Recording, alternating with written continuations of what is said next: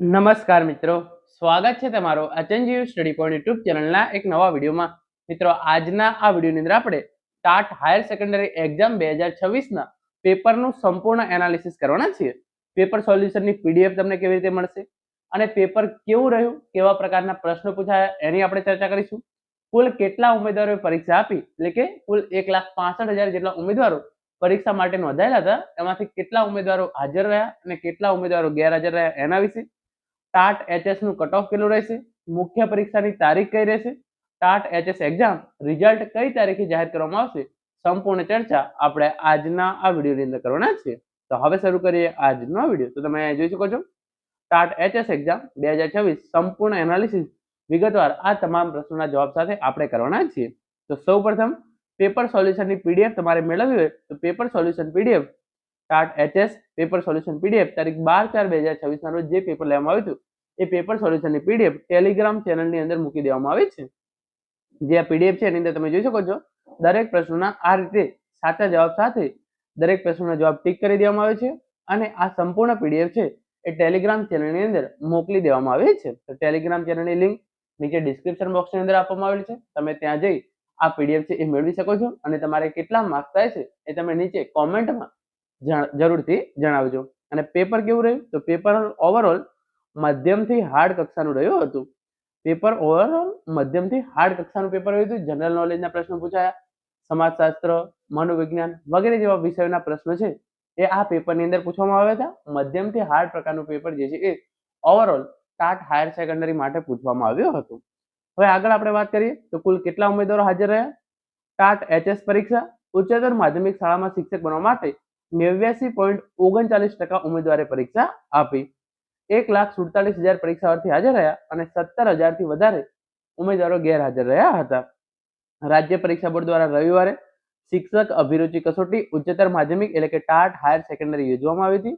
આની અંદર કુલ 1,65,000 ઉમેદવારો નોંધાયેલા હતા. એમાંથી 1,65,024 ઉમેદવારો નોંધાયેલા હતા અને વિવિધ કેન્દ્રો પર કુલ 1,47,000 જેટલા ઉમેદવારો છે એ હાજર રહ્યા હતા. તો 1,47,520 ઉમેદવારોએ ટાટ હાયર સેકન્ડરીની પરીક્ષા આપી છે. અને હવે આનું પરિણામ ક્યારે જાહેર કરવામાં આવશે, મુખ્ય પરીક્ષા ક્યારે રહેશે, કટ ઓફ તમામ માહિતી આપણે આગળ મેળવીએ. તો 1,47,520 ઉમેદવારોએ કુલ શિક્ષક અભિરુચિ કસોટી ઉચ્ચતર માધ્યમિક એટલે કે ટાટ હાયર સેકન્ડરીની પરીક્ષા છે એ પરીક્ષા આપેલી છે.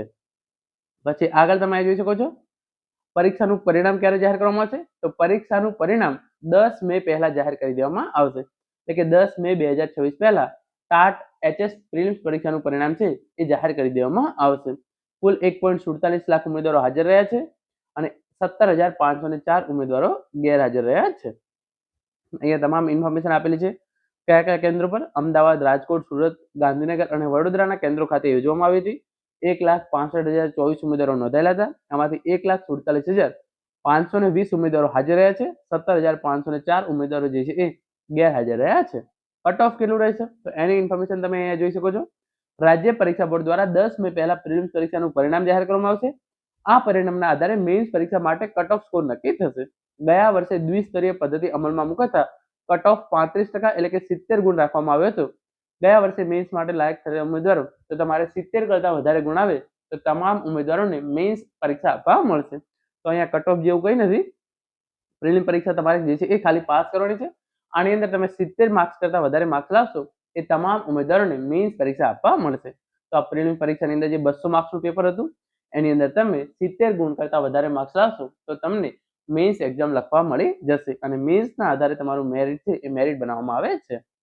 કેવા કેવા પ્રકારના પ્રશ્નો પૂછવામાં આવ્યા એ આપણને હું તમને થોડું જણાવી દઉં. તો તમે જોઈ શકો છો હિન્દી, અંગ્રેજી, જનરલ નોલેજ, શૈક્ષણિક મનોવિજ્ઞાન સહિતના પ્રશ્નો છે એ પૂછવામાં આવ્યા હતા. 200 માર્ક્સમાં પેપર હતું અને 11-12ના જે કક્ષાનું પેપર છે એ પેપર પૂછવામાં આવ્યું હતું. 1,47,520 ઉમેદવારોની ચકાસણી પ્રક્રિયા શરૂ થશે. સંભવતઃ આ પરીક્ષાનું પરિણામ એપ્રિલના અંતમાં અથવા તો મે મહિનાના પ્રથમ સપ્તાહમાં જાહેર થશે તેમ મનાઈ રહ્યું છે. તો 10 મે પહેલા પરિણામ છે એ જાહેર કરવામાં આવશે. જૂન 2026 ની અંદર મુખ્ય પરીક્ષા લેવામાં આવશે એમ રાજ્ય પરીક્ષા બોર્ડ દ્વારા જાહેર કરવામાં આવી છે, પરંતુ પરીક્ષાની કોઈ ચોક્કસ તારીખો જાહેર કરવામાં આવી નથી. આ પરીક્ષાના પરિણામની જાહેરાત બાદ ટાટ એચએસની મુખ્ય લેખિત પરીક્ષાની તારીખોની જાહેરાત હવે પછીથી કરવામાં આવશે અને આ પ્રમાણેના જે મધ્યમથી હાર્ડ કક્ષાના પ્રશ્નો છે એ આ પેપરની અંદર પૂછવામાં આવ્યા હતા.